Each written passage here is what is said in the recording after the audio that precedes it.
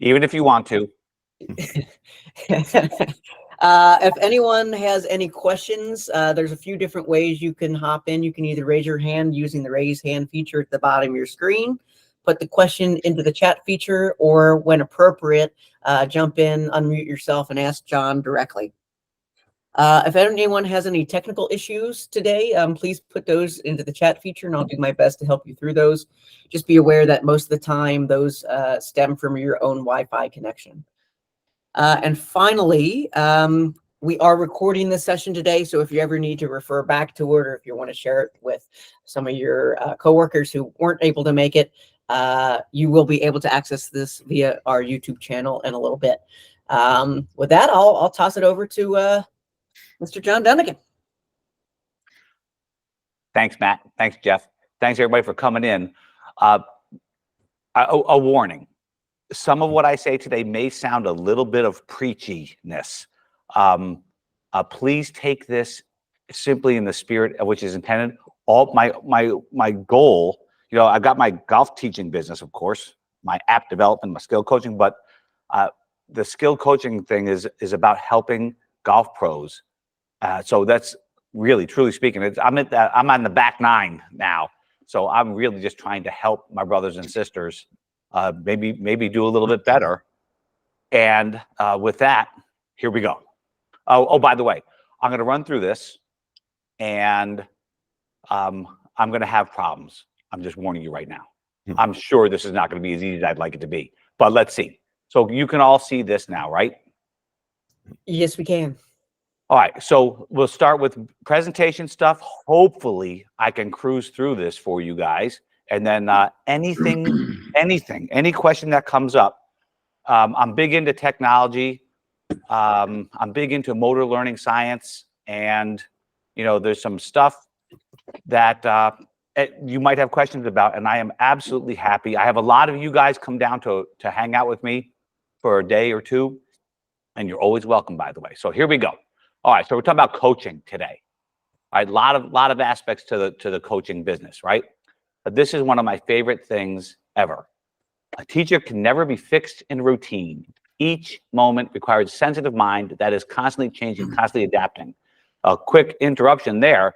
Like this past weekend, I must have been like in the zone because I was able to, for some students that were struggling, I was able to invent some stuff to tell them that I've never said before. And it's like, and I give them a hug. Yes, I actually put my hands on people. I'm sorry.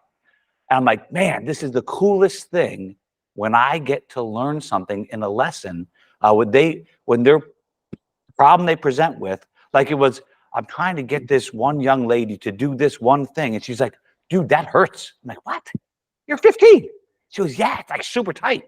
And so I go, okay, I got to go out to the woodshed. So I go outside and she's still practicing. I go out there and I'm goofing around going, okay, let's try this. And she goes, that works. I got the coolest note from her dad. She loves the way you teach her. After she beat his butt on the golf course, which is really cool. So a good teacher protects. Oh, wait, sorry. A teacher must never impose the student to fit his favorite pattern. And I have a lot of time where I am saying to somebody, look, I have a bias. For instance, I grew up with club heads this big and a golf ball. All you had to do was pure it once and it was no longer round. It was egg-shaped. So I feel like we need to curve the ball intentionally, but nowadays that ball wants to go pretty straight-ish now. So do you want to play straight? And I have to put my biases aside for my student. So a good teacher protects his pupils from his own influence. All right, I'm trying to watch that all the time. Teachers never giver of truth. He's a guide. I do this. This is Bruce Lee, man. He had it right. He's a pointer toward the truth that the student has to find for himself, right? And I tell people, I am not the teacher here. You are. I'm going to point you in the direction, but you've got to teach it to yourself. If you think about it, I call it the 40 to 1. You're going to practice 40 hours for every 1 hour you spend with me.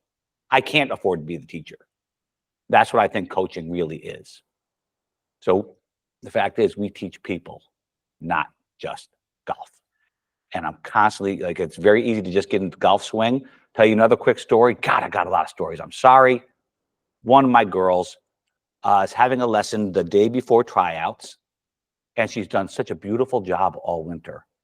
And she comes in and she's hitting balls, and I go, I'm watching her body language. I'm watching her face. And I go, do you need a hug? She goes, yes. She comes over, she gives me a hug, and she starts bawling her eyes out. Right, got me all wet. And I'm like, oh, dude, what's going on? She's so nervous, right? And then we had this lovely discussion of, okay, look at, okay, nerves are there to go tap you on the shoulder, go, yo, pay attention. That's all nerves are, biological function, to pay attention. And I gave her some breathing stuff and a little pre-shot process to focus on, right? And then she comes back. I don't know if you guys follow me on Instagram. She comes back. It was so funny. And that night I texted her. I said, yo, what you got? She shot a 41 at tryouts, freshman. And she is tiny.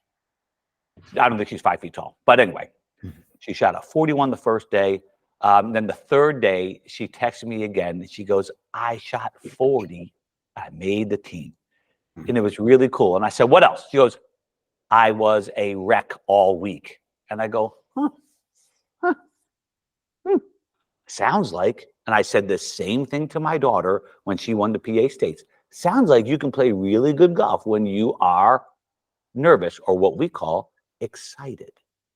So you'll see here that I'm trying to shift some of the culture of golf.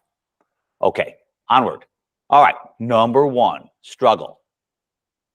Struggle is right. Struggle is good. We have to start celebrating, not eliminating struggle. Right. We have to get, the Russian word, I know we can't say anything about Russia right now, but that's okay.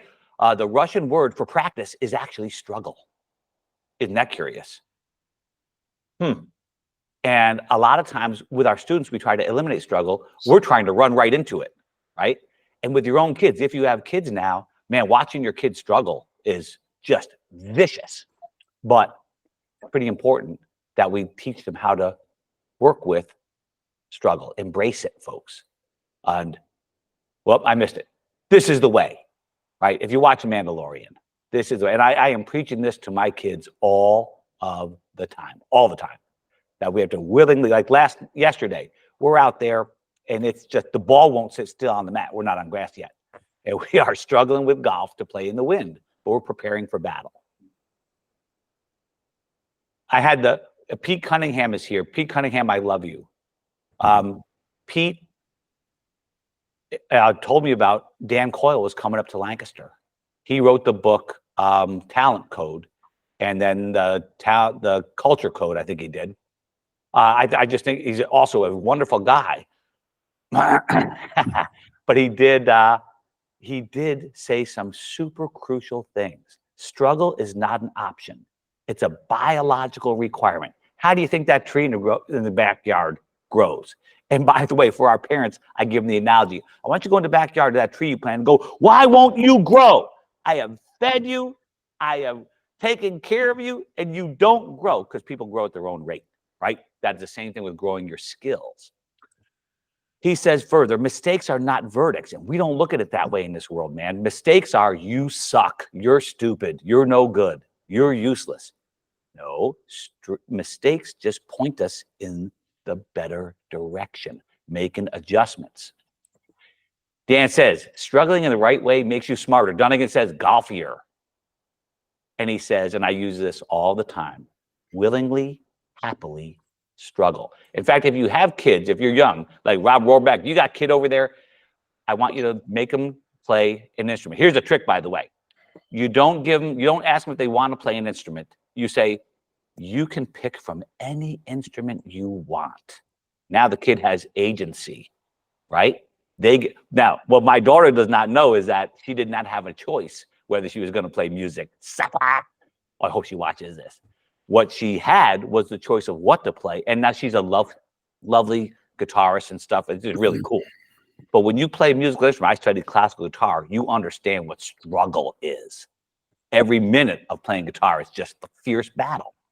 And You know, in some sports, you can just have this innate ability, what we call a high level of like a motor skill, right? Where a kid could play basketball and just be better than everybody else. They could be just better, but golf is not. Golf is more like playing music, man. Playing and not playing blues, playing classical. Golf can be vicious. So when you are struggling, the cure is curiosity. You can steal that one. When you are struggling, I'd say, get curious, not furious. And don't you think that's interesting? That cure is sort of the root of curious. I think I just made that one up. But that's what I'm trying to get people to do. Look at what's going on. And by the way, getting people to stop judging. Oh, that's terrible. Right? And I will, okay, fine. I will say this. Stop it. Be more curious about how you just used your golf club to create that shot rather than furious about the result. Oops. Exactly. I have no idea what's there. If I let the anxiety take over, then it's going to be worst case scenario. That's all I thought about. But I do think it's possible. I think I'm capable of doing it, and that's what I'm going to hold on to. But yeah, I'm scared as hell. That's Tony Hawk, by the way. I didn't really know what it would look like when it's finished. I think it looks pretty awesome. I mean, it's like watch what you wish for. I think there's a little nervousness in there. So you keep asking questions like, well, how do you coach? I don't know. I'm just gonna find out. Hardly, yes. Yes, nervous excitement, Peter. Like I walked up to it and it was like, holy shit, what have I done? But I'm up for the challenge. I want to do this one time. Just that.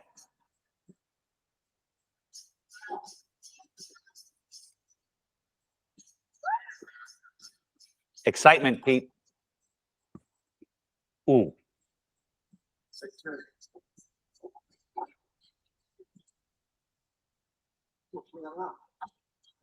Can't feel it out. Hello, golf.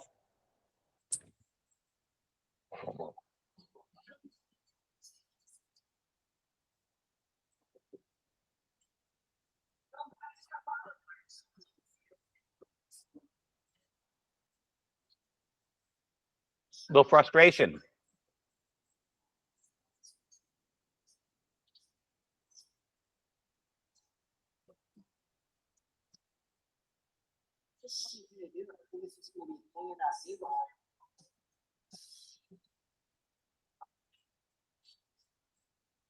Like a half head slide research. But hey, I didn't have a hip, so success. All right, check this one out here.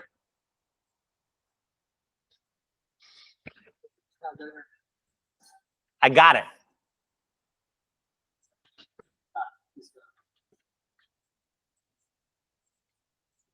No, I don't.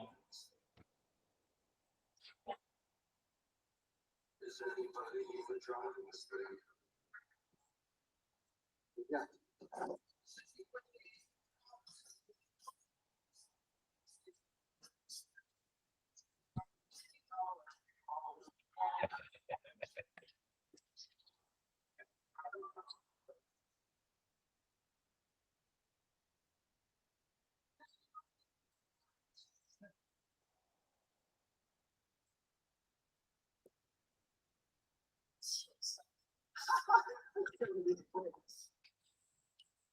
Is that cool? I show that to all my peeps. That is the best. Well, okay, fine. One of the best all time, at least one of the best all time skateboarders. And I go, you notice he put pads in there? Why did he put pads in there? Because he knew he was going to make some mistakes. But in golf, man, and I have to talk to my kids all the time. They're trying to avoid mistakes. That is no way to play. So I tell them, you ever get on a roller coaster? They go, yeah, why? It's fun. Nah, I'm not sure about that. What makes it fun? They go, it's fast. Cool. You a little scared? Yep. I said, golf is a roller coaster. Get on. I'm such a fun coach. All right, skill development. That dude, I don't think he knows he's holding the stick. He's just fishing.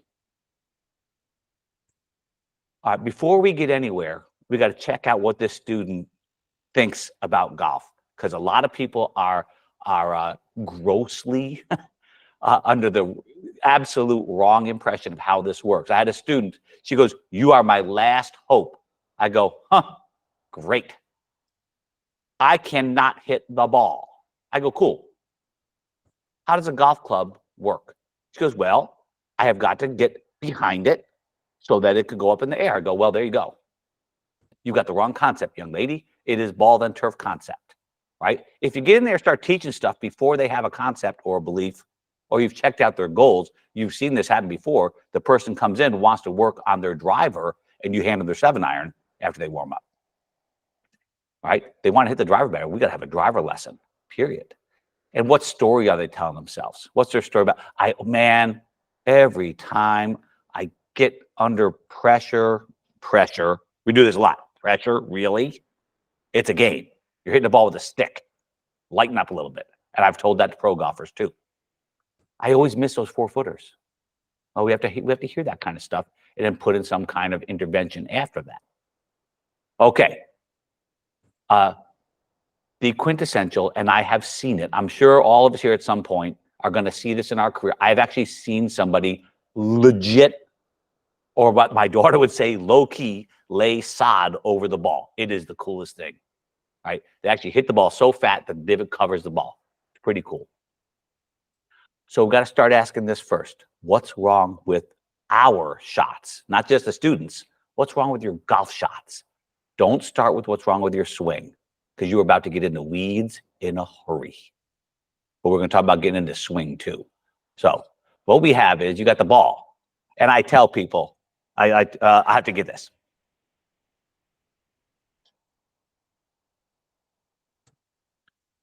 You look at that golf ball and you go, "What's wrong with you?" Right? And then you look at your golf club and you go, "How could you do that to me?"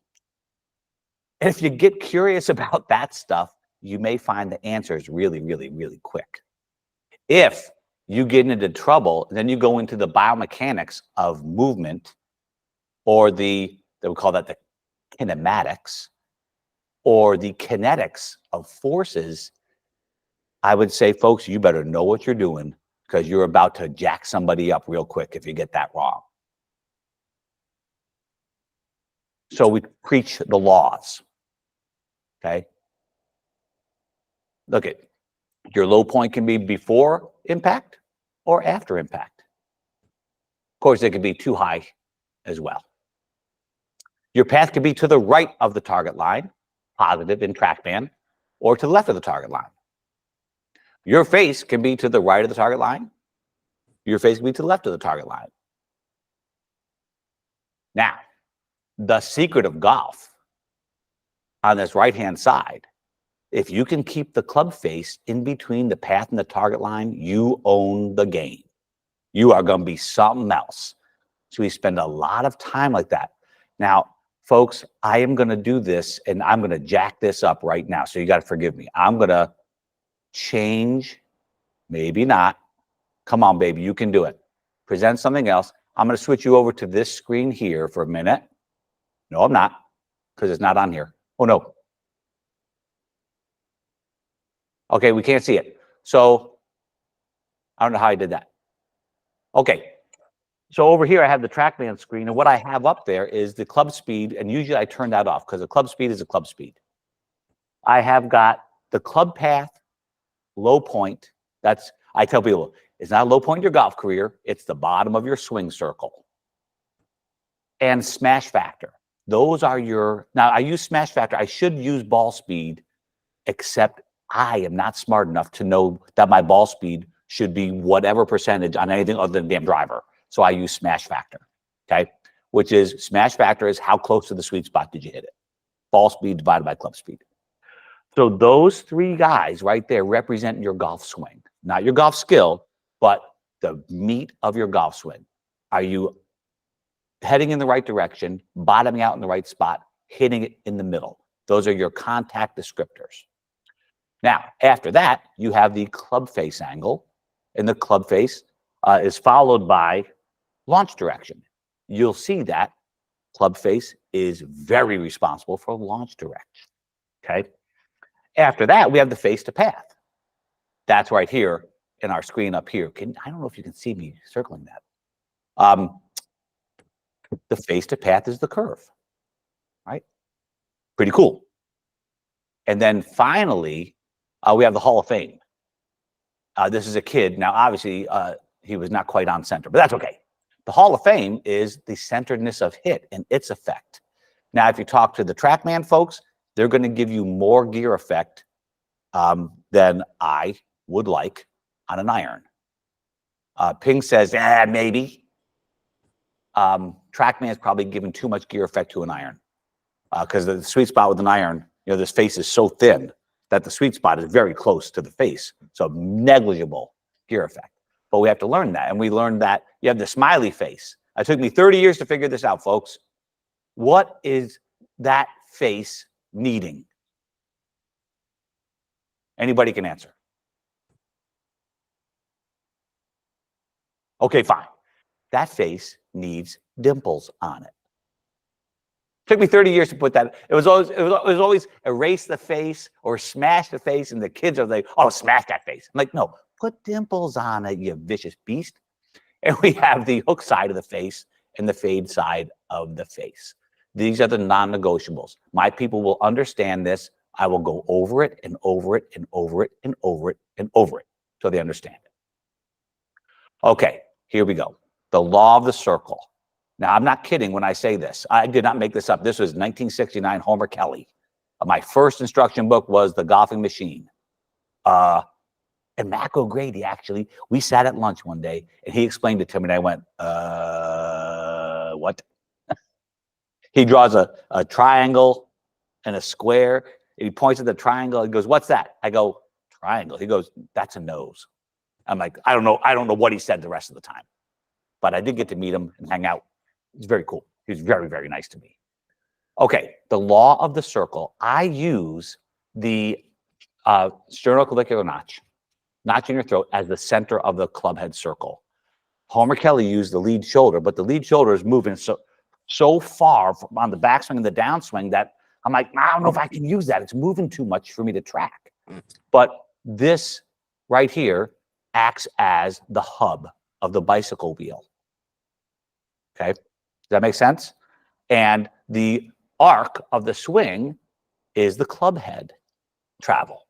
So if I move this kid upward, I might top the golf ball if I move the hub upward. But in this case, he has moved the hub downwards to his forehead. And that could be a significantly fat shot, or at least high face contact. So he's working on that sort of thing.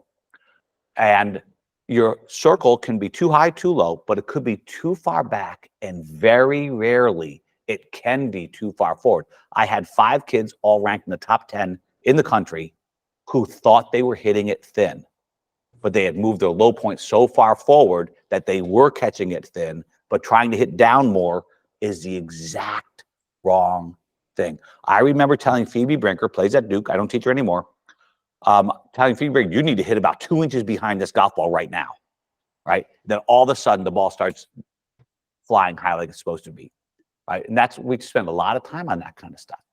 Now, the other view of this, right? The other view is kind of shows us from the top down view, yes, I cannot make just an arc. Now, what happens if that golf ball is back on that circle? Might hit it thin. The path is going out to the right for darn sure. The face might be, but might not be. If the ball is too far forward on the arc. And boy, I'll tell you what, there's a saying back in the day, thing about this game is you're always a 1/4 inch of ball location from a slump, right? So we pay attention to this arc and the things that influence the arc. So when I'm looking at somebody, the first thing I'm doing is it a contact situation? I'm looking at how are they moving the center of that circle around. I think one of the reasons why Stack and Tilt did so good with so many golfers, particularly on irons, is because moving the center of the circle forward helps hit the ball first. And by the way, if you argue with that, you're going to have a problem, because that doesn't make any sense to argue with that. Okay, sorry. And no, I don't teach stack and tilt. Okay, got the law of the circle.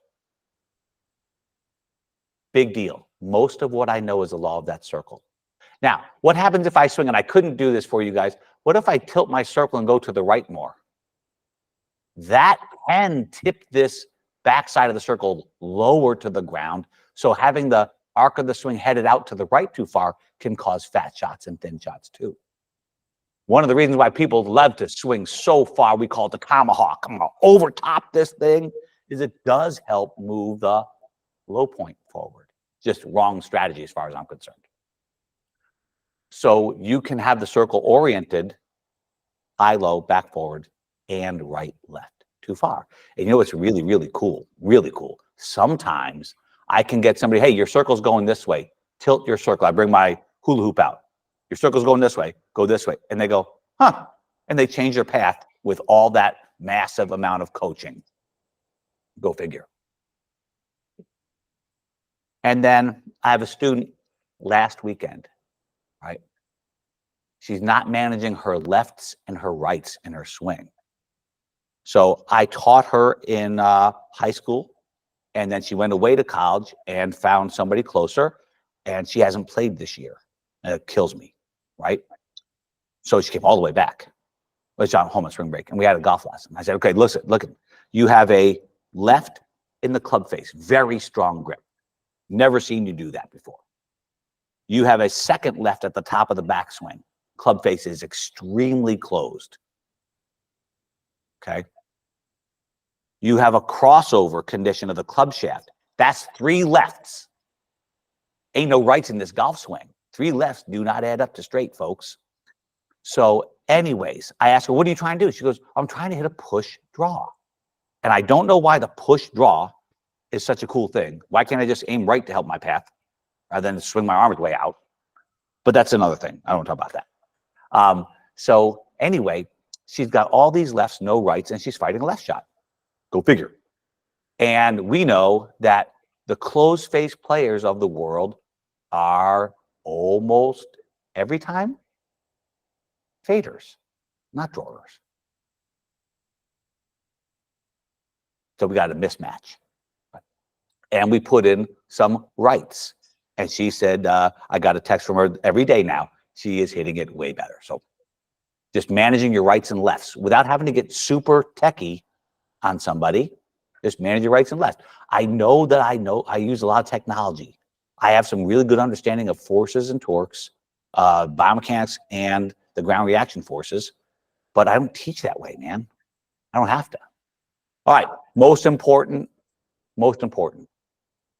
thing I'm ever going to tell you, I do believe. I hope this is not lost on us here. This is David Eagleman. This man cuts your brains open for a living at Stanford. And I was just reading his textbook, which is another thing, but he's genius, okay? And he gave us the single greatest analogy that most important to me anyways, is an iceberg. 10% of the iceberg is out of the water. 90% is below the surface, okay? Now, he says the 10% is the conscious mind. And we give it all the credit, even though 90% of the mind is below the surface. Okay, you with me so far? Now, what he says here, human beings are walking prediction machines. That is like this. I anticipate in advance, if I do this, I will get that. Got it? That starts to lead our science experiment, by the way. If I do this, I will get that.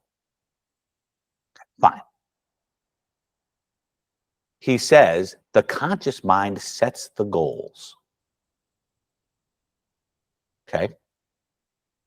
While the subconscious works out how to meet them. Now, this is if you're really into golf, this is life-changing stuff. So what I am doing in golf, and I messaged him. I haven't heard back. Very disappointing. Self-organizing, in fact, may be below the surface, so you don't even know you're self-organizing, Pete. So the conscious sets the goals. I'm going to try to hit the ground with this stupid golf club here for a change. All right. That is the goal. And we don't constantly do how to do it. We just set the goal and let the brain learn. Got me? And works out. So, hey, Pete, I'm going to go to the gym today and get in shape today. Stupid. I use this all the time. No, it's going to work out over time and experience and adjustment how to meet them for you. Just like learning how to balance on a bicycle. How do you balance on a bicycle? Go ahead. Tell me how. Good luck with that. So it's a very, very big deal. And he says that, here's the thing. While motor skills do start in the conscious, right? They are smushed down. This is why Fred Couples goes, I don't know, man. I just think draw and it draws. Well, he has smushed his motor skill all the way down to the subconscious. And this is a very good quote. The motor skill region is deep enough in the subconscious that the conscious mind doesn't even have access to it. Oh my God, that is life-changing information. Incognito is his book. Very good. Very good. I do a lot of reading. I still. Okay, here we go. So what comes on from this is intent is 9/10 of the law. What do you intend to do? Are you paying attention? Because if you ain't paying attention, well, then you're not trying. Sorry. And what happens is you do this conscious goal, subconscious learning. You do this and the brain literally rewires itself. It's pretty cool. And this is where as coach, and it's such a challenge for me, coach, shut up. Thank you, Pete. Shut up, get out of the way, let this person iron out the wrinkles while they do the learning, right? We can overcoach this. And I would say that most of my career, I overcoached the poop out of it. Always telling people how to do something instead of go, look at, here's what to do. Maybe you give them little nudges. I probably nudge more now than I ever did. So what we're doing is we're pointing the spotlight of attention in the right place. You might want to focus in right here, but people have a problem. Oh, I hate Microsoft.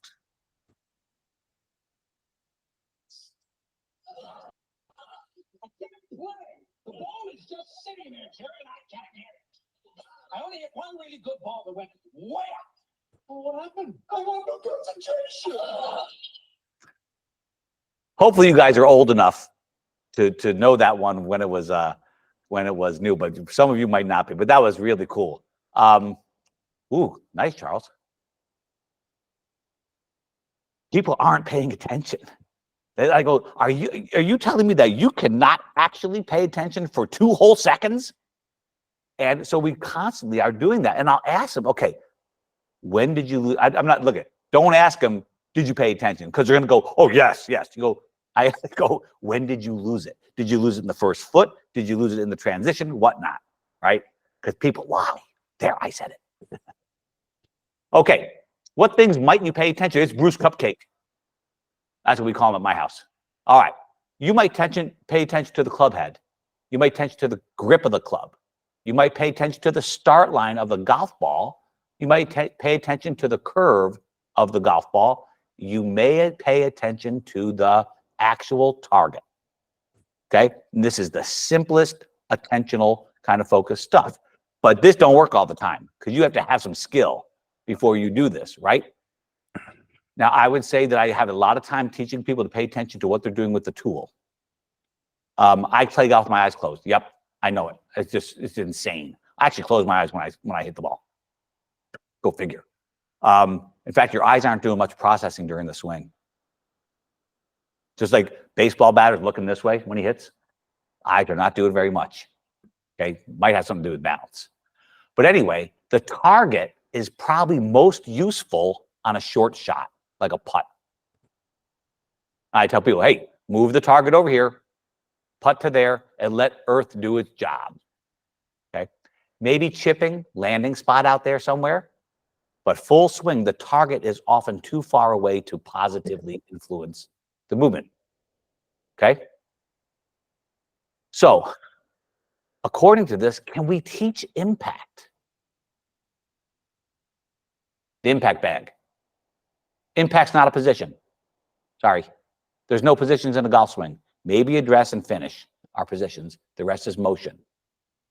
Well, do we even need to?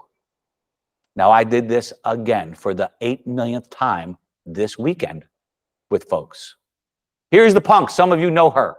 This is when she was, I want to say 9 years old, but could be younger. She looks younger there. And these are drills. Just take them. Do these drills. This is unconscious contact. Right? This is me leveraging the good doctor. Right? Can I set up a condition? Can I set up the task constraint that allows her to learn while she doesn't know she's learning? It's called implicit. All right, check it out. Go, kid. How about the smile?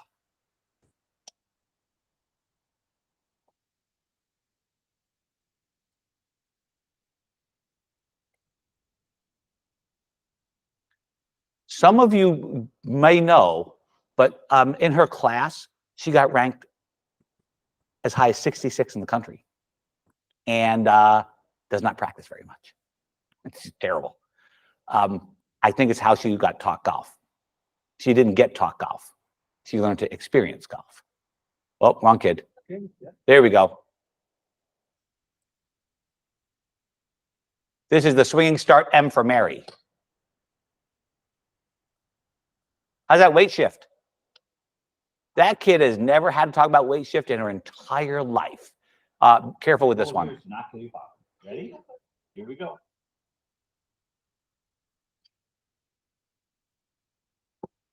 I think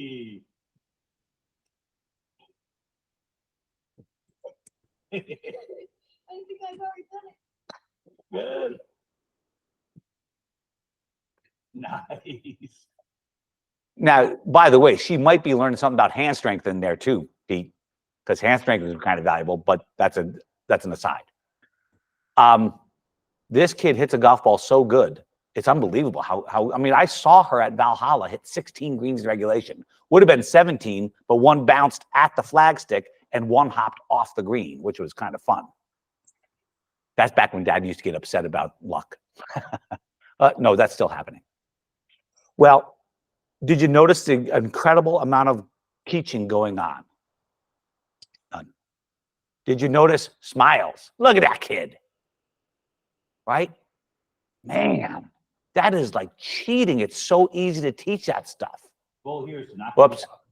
All right, sport. Here's a girl that couldn't hit the golf ball. Dad is having a heart attack back here. We had to move outdoors because she can't hit the golf ball now. This is the elevator drill. Solid contact. You can get 5 solids there. Go ahead. Set it down. Okay. Set it down. Different heights of golf ball.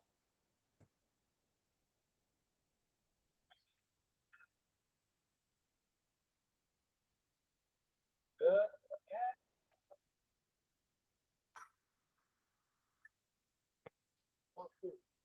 So this poor girl could not act. There's Sean O'Hare doing the same drill. I used to coach him for like 8 years. Same drill. And I go, dude, you might look kind of silly like this, but he goes, no, man, this is cool. Because he's losing his height. He's moving his sternoclavicular notch down toward the ground. So I'm setting him up with a task constraint to kind of control that without telling him what to do. Right? Look at the smile on that girl. Look how adorable, right? Dad is having a fit because she is hitting it so bad. I'm like, Dad, shut up. And we take and do some of these unconscious contact drills, and she has a lovely session after that. Of course, we do know that there ain't no learning during the session. There are information exchanges, and you get proof of concept, but the learning happens away from the lesson. All right, that's why I'm not real excited about whether people hit the ball good in front of me. I don't care. All right, what I want is that they take this with them. Here's poor Brendo the Magnificent. He's doing a goofy putting thing. I'm going to skip him. He can't putt. Four concussions, 2 eye surgeries, and he can't putt at all. He can't see. So I have him aiming all over the place and making putts. Pretty funny. I guess putting's not that hard. Here's a good thing. I'm going to skip that. There's the punk again. Notice what tee she's on. She's 3 tees back. It's closer than mine, you stink. Rotten kid. See, he's funny. That kid would not play for her life from a forward tee. And if there was something that she had to go over, she didn't care. She's gonna take on the challenge. So I spend a lot of time setting the appropriate level of challenge for people. But I'm usually almost always challenging them. All right, so who's the best teacher that ever lived? It is Goldilocks, folks. Goldilocks. Too hot, too cold, just right. Right? It's a Goldilocks approach. This is them teaching themselves, folks, rather than me teaching them. I actually spend a lot of time teaching people how to learn all over again. They used to know how to learn when they were before the age of 5, and then they started judging everything as bad or good, which is the great destroyer of learning is judgment. Options. Now this is an exact Michael Hebron quote. Experience options versus teaching fixing, he would call it. Okay. And Michael Hebron is onto something. Okay. Very, very smart guy. So we call it sciencing. So you're gonna have a problem here. You got a problem. I got a problem. I can't hit the ball. I'll hit the ground first. Okay. Okay. There's the problem. All right. Come up with a hypothesis. If I focus on this, do I get to hit the ground in the right spot? Now you have to go in there and test it. This means paying attention. If you don't pay attention, the test is not valid. Right? Of course not. Then you can either confirm it. Ooh, when I do this, Dr. David Eagleman, I get that. Or adjust it. And we got to do this clinically, not emotionally. Cool is my favorite word. Got a new student. And thank you, Chip Richter. And she actually goes, I'm like, yes, that is the attitude. Do you have an attitude or attitude? Okay, so movement change. Sometimes they're not moving in a way that helps. Okay, sometimes they're not moving. This is Stefania. She's playing at Lehigh.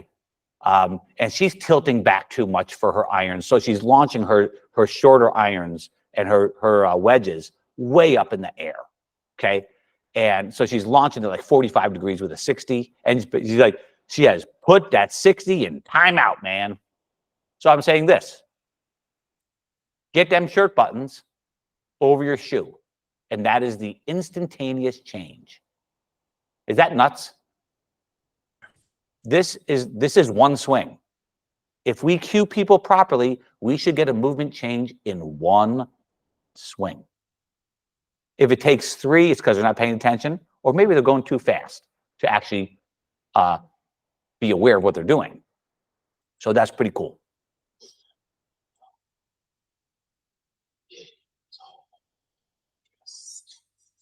Get off of me. Boy, Will Wu, my partner in skill coaching, got quite.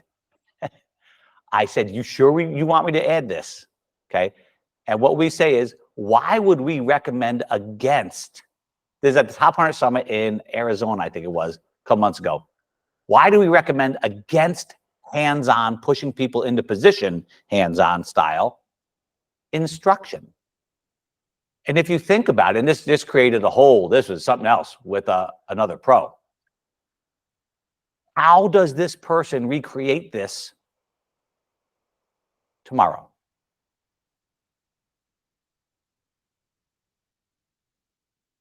The coaches have literally pushed this guy into position. There's 2 coaches working on him. Now, who is doing the work? It's the coaches.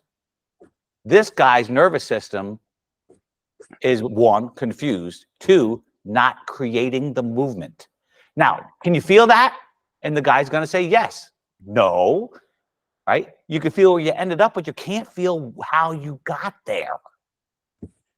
So we say whoever does the work does the learning. I'm very pleased that that statement is going all over the world right now, which is really, really cool. So what I'm going to do is I'm going to cue the guy to help him find these positions that I want them to find. I'm not going to push them there.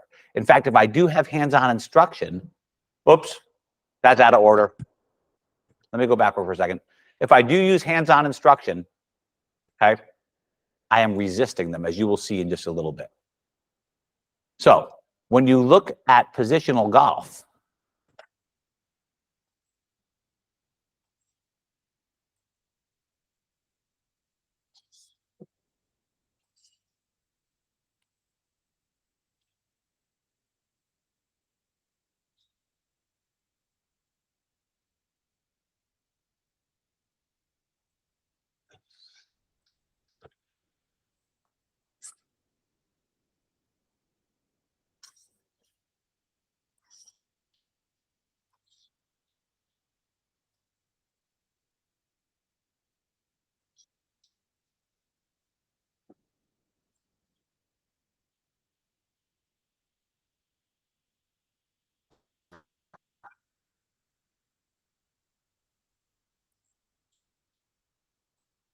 so the question is, note the invariant characteristics. My whole life as golf coach, I've been looking for, and I've talked to all of the leading biomechanists about this stuff. I mean, what really matters? And Dr. Kwan crossed his eyebrows at me and goes, ball impact was an invariant characteristic. That is the only thing that was invariant in those 50 swings. Isn't that nuts? It is very curious that our number one player in the entire world, best ball striker, plays golf on skates. I think that's very interesting. But they strike the ball solidly. They have enough speed to score or more, right? And then it's up for grabs, man. It's up for grabs. All right. People are hardwired to learn. We have to respect that. Okay. We're going to direct their attention properly and explore options. How are we going to do it? With the two types, Eric Handley. Neutral doesn't count because it doesn't do anything. So it's internal focus versus external focus. Internal, focusing on your hot body parts. External, focusing on the effect. As an example, you need to externally rotate your trail shoulder. Or, hold up this pizza tray. Now, those motions look the same, but the idea is the constrained action hypothesis. When you tell somebody to focus on a body part, the brain will give you that motion, but it will tighten up the degrees of freedom around the other parts.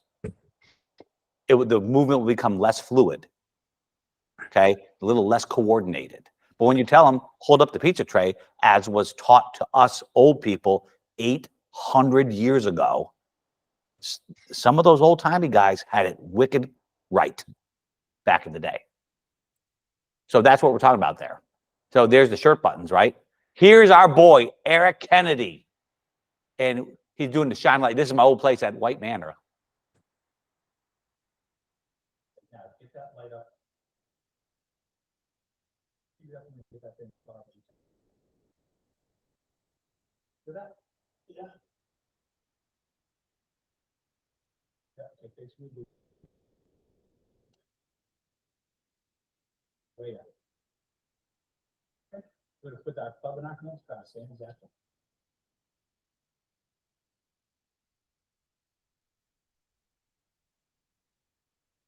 Way up. And swing. Good, ready? Shine that light, yep. Shine that light up. Look, there's a song. Was that okay for that? Here we go. Shine it up. Keep going. Okay, now there is so much in that cue of shine that light up. I'm working on extension, length of the hand path, all kinds of really cool stuff to add some club head speed, right? But I'm doing it that simply. I'm getting the motion through this external focus cue. And in one swing, the club went faster. That's pretty cool stuff, isn't it? So I might use sticks. There's a JD speed stick if you want to get better at putting distance control. Point that stick. In this case, this is called the downshift. Or in this case, it's going to be a hip tilt cue, hey, point that stick up and around behind you. And I'm getting taken care of all this body movement with simple sticks. Sometimes because I'm a little bit lazy, I will put somebody's K-vest, my K-vest on somebody. And I won't use the K-vest. I'll just put a stick in there, go, hey, turn this thing like this. Here's an example of a really, this guy is an avid golfer, and he's told he's early extending, trying to work on rotation. So turning the stick toward the wall helps with rotation. Hitting the wall helps with thrust, doesn't it? Get over it. He's just putting that stick through the wall, right? There's no early extension in that swing for somebody who's working so hard at it. And again, like now I did mention body parts, right? Thrust, rotation. Well, I didn't mention body parts, did I? But you can use body part references in analysis, but in the instruction, it's probably better not to use body parts. Hey, point the stick. Yo, hit the wall. And we have a war going on between Scott Lynn from Swing Catalyst, Will Wu, my partner. You may have heard this called reactive neuromuscular training, but it's kind of funny to hear these guys argue about it. It's pretty funny. But Will calls it proprioceptive priming. This is what it is amplifying the feel, okay? Amplify the feel. So when I'm pushing somebody into position, it's not in a position, I'm pushing them out of position so they have to fight harder to get where I want them to go. Hope that makes sense. I'm amplifying the feel. So there he is. You can see this left hip tilt, reverse spine at the top, which, by the way, doesn't suck on irons. Might hurt your back if it's enough, because that's in the 10-degree range. It's a little excessive, right? And that's the lesson. Right? Resist me. This guy is an animal strength-wise. I am pulling on him pretty good right there. And there's the outcome. Pretty cool, huh?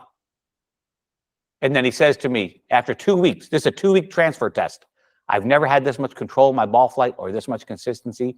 I think he's now a 1 or 0, coming from 5. Also, great guy, by the way. And then I use a lot of analogies. This is a ground reaction force cue. Do not roll over on the outside of that foot, or that passer is going to get tackled into tomorrow, right? He's going to run out of time. And I do find when people are late with the ground reaction forces, the reason I went with Swing Catalyst is you can see the heat maps of the foot pressure. The other one you can't see it on.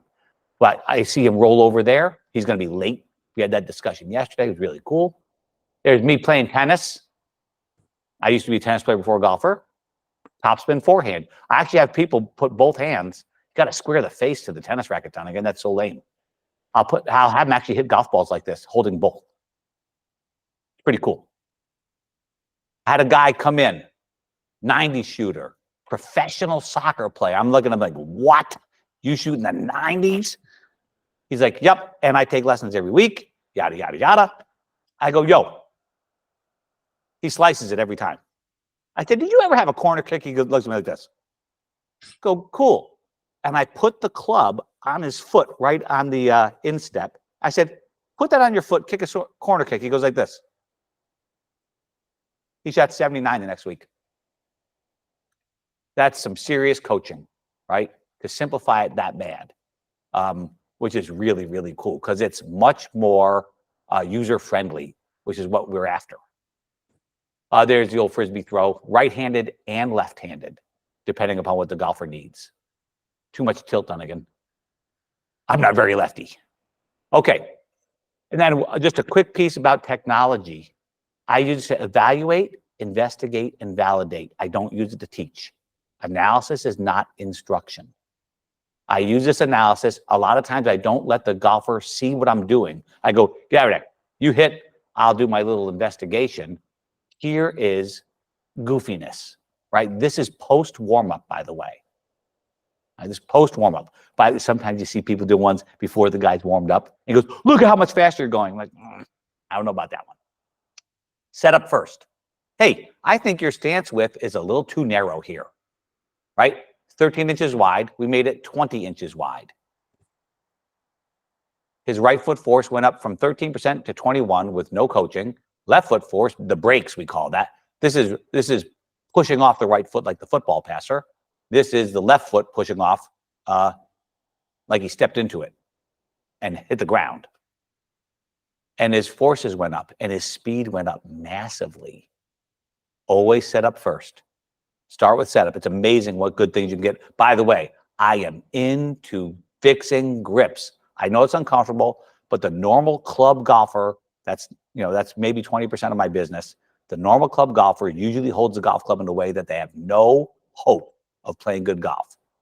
All right, they got the palm grip, the putting grip on their driver. Can't figure out why they can't hit it.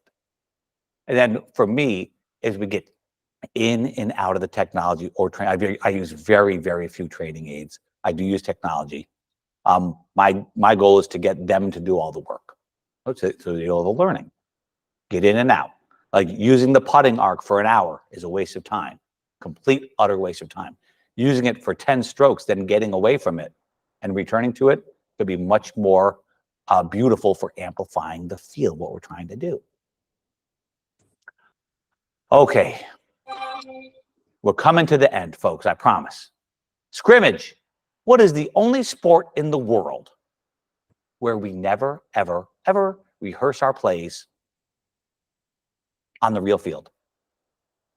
It's golf. Just stupid, right? It's just stupid the way that we do this. And I know how busy golf courses are, but I have people scrimmage on the golf course, okay? This is Coach K. That man uses vulgar language at a 10 times to 1 rate than I do. And I'm pretty salty, right?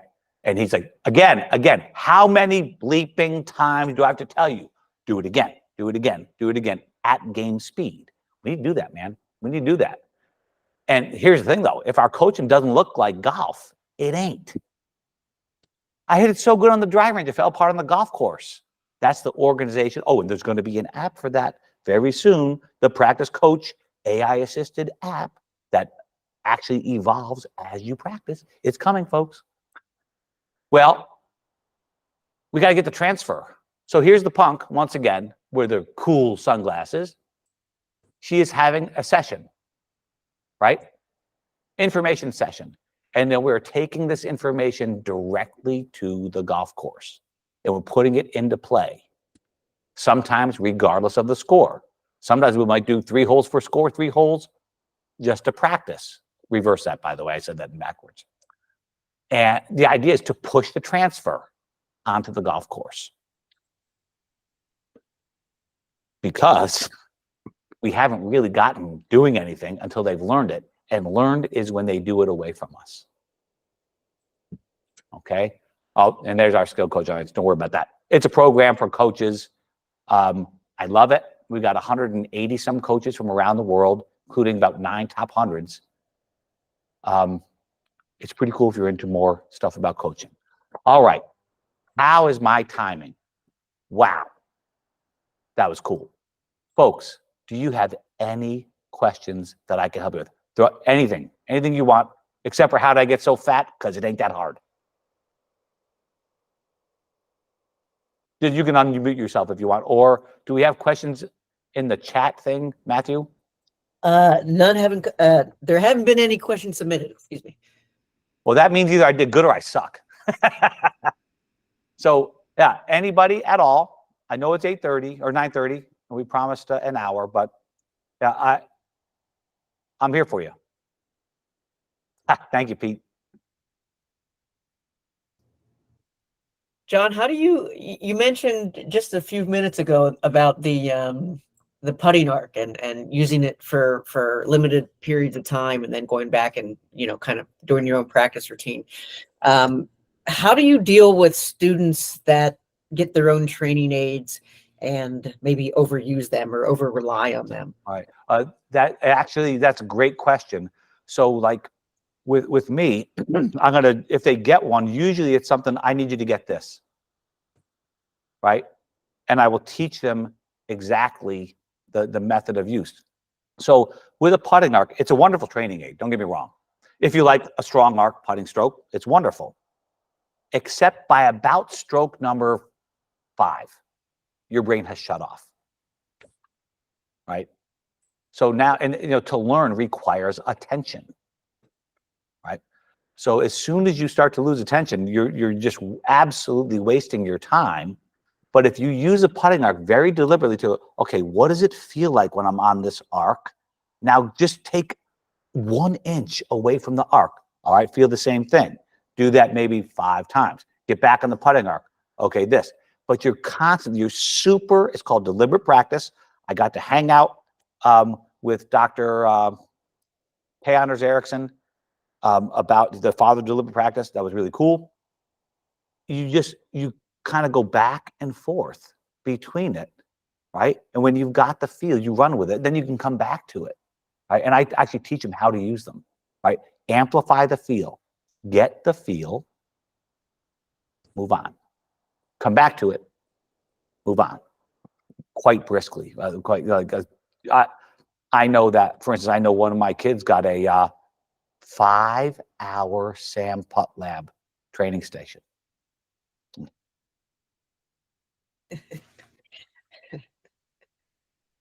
Should never happen like that. Should never, ever, ever happen like that, right? And sometimes that is because we're trying to get too many things done at once, but don't do that, right? Hey, by the way, you work on one aspect and you anticipate, ooh, that's a great question, Pete. You anticipate that other things are going to move because you don't ever change one thing in isolation. So I am looking 3-4 steps ahead, guessing, because it's and by the way, I tell my students I'm doing the same kind of science experiment. I'm doing science on them, right? I guess if I do this, it might move like this, and I see what happens. And don't forget to call audibles. I show them the video, Jordan, right? Tom Brady, Jordan, we call audible. I don't like how this is going. I try something else. So Pete asked a really good question. Can you over-exaggerate the feels? Generally speaking, that would take quite a while, right? You can, absolutely. But it would take quite a while to actually get to over-exaggeration. And it's because of the brain's what's called stable preferred pattern. So your brain has, it's called an attractor state. Might not be very attractive, but your brain likes this motion. It's become used to it. You can call it a habit, if you will, right?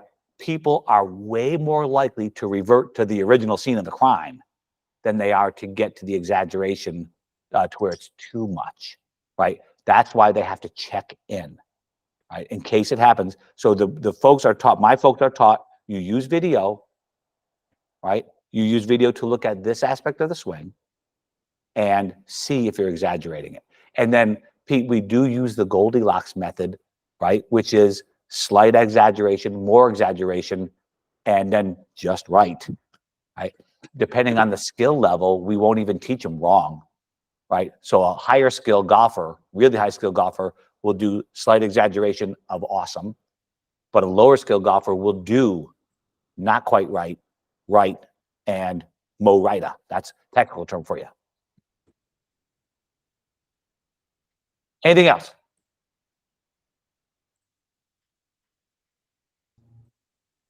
All right, Matthew, take it away. Thank you so much, John. Yeah, thank you. I thought that was fantastic.